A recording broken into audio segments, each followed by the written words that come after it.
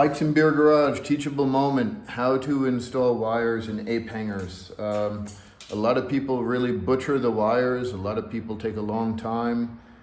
This isn't actually as complicated as it seems, but you do have to have the right tools and a bit of knowledge. So first thing, have a professional wire snake.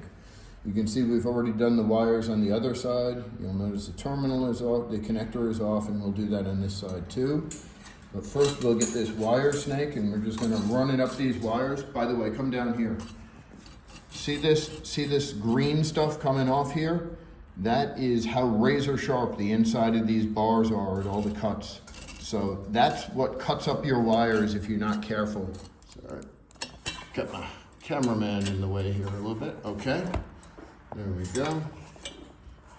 So here we are. This is our wire snake. So that's what we're going to use to pull our wires through. Now you can see we've already done the other wires over here. Those are down here. There are a couple of different elements here. This particular wire set is a Molex connector. You might also see AMP040 mini connectors, or I think JTL 1790 or whatever the other pin connector is. But basically these Molex connectors are pretty straightforward.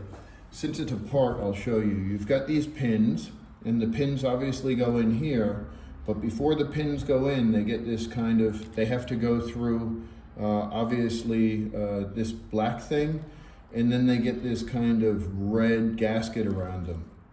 So basically, this looks like this with the red gasket there, and then you've got this piece here, and this piece clips in there.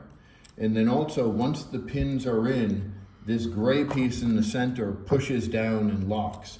So the pins are locked from the back and the front, and they're sealed. That's why Harley uses these connectors. They're really robust and do a pretty darn good job of insulating the terminals from weather. So we're gonna have to take the terminal off this. But before we take it off, the first thing we need to do is we need to look at the terminal and decide where the wires are. You can see we've already made a diagram over here on this side, and that is for this wire harness, the left side control. And you see the left side control has 8 positions, 1, 2, 3, 4 on top, 1, 2, 3, 4 on bottom. So we drew a diagram, and I like to draw it like this so that I know I'm looking from the back. The terminals go in this direction, and I know that I have white, purple, yellow, black, black, red, black, and then I have orange, white, yellow, blue, and white. Really important that you use the same designations like on a wiring diagram in a Harley manual, just in case you get confused and you need to go back and check. BL is blue, B is black, okay, just for clarity. So I made this diagram and I said, okay, I'm looking at the connector like this. So I drew the Christmas tree up top, and I also drew these little orienting fins on the side. So you can see the orienting fin like this is down and to the side. So if I look at the connector, I have a couple of different ways to tell which way I drew the wires. Because obviously if you look at it this way, all the wires are opposite. So that's really important. I have red, yellow, and on the right hand bottom I have gray. Okay. How do I get this thing apart?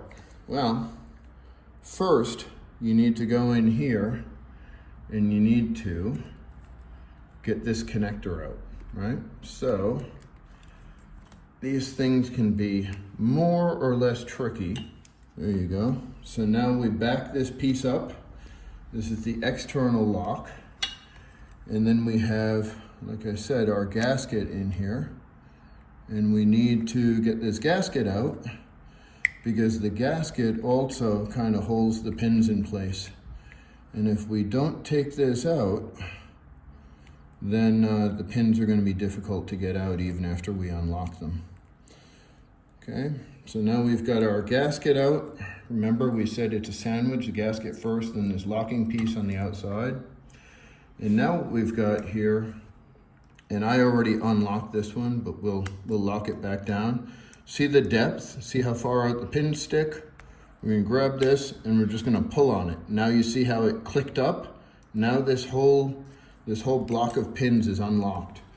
Then, special tool, this is a wiring tool, a terminal tool. This is a very thin but stiff rod, so we put this in these holes. It's very specific. For this kind of connector, we press firmly and the pin backs out, okay? Now I want you to notice also, the pins have their crimp facing up no matter what side you look at these terminals. So if you take this one out, you'll notice the crimp faces up relative to the terminal. It was in like this. If we take the bottom one out, you'll see the, hold on a second. There we go. You'll see the crimp faces down. It faces the outside of the connector. So the crimp always faces the outside of the connector. That is, so the upper ones face up, the lower ones face down. Very important you put them in that way because you will break your connector and have a problem otherwise. Which brings up a point. A lot of shops don't have a full connector set. We keep full connector sets of everything, extra terminals, all of that here. So really important if you're going to be doing this kind of work to have extra parts, because occasionally things are just old and break, and it is important to be prepared for that. Sometimes these things can be pretty stiff because a lot of times they might not have been touched before for 5 or 10 or 15 years. All right, so we've got all our wires out. Now, if we were just working with the terminal, the connector, we'd leave all this stuff on, but because we need to pull this through the bars, and this is not really gonna clear through the bars, we need to get this little orange, I don't know, gasket, condom, whatever you wanna call it. Sealing. Yeah, there you go, the sealing piece off. Something else, when you're taking off this piece, it actually forces you to orient the pins the same way they would go through the connector. Because we want to really protect these pins. We don't want to damage them while we're doing this. So I like to just go ahead and really just wrap the heck out of them in some electrical tape, because that's basically going to keep us from damaging the pins or letting them get caught on anything as we pull this through. We are going to run a zip tie right through the middle of this bundle of wires. There we go. See the zip tie poking through there? So we'll just open that up. Okay, here we go. Okay, so now what I do, and again, a lot of guys will say, oh, just tape this. And you can tape it if you want, but I find this to be a much more secure way of putting the wires through. So now I get this zip tie.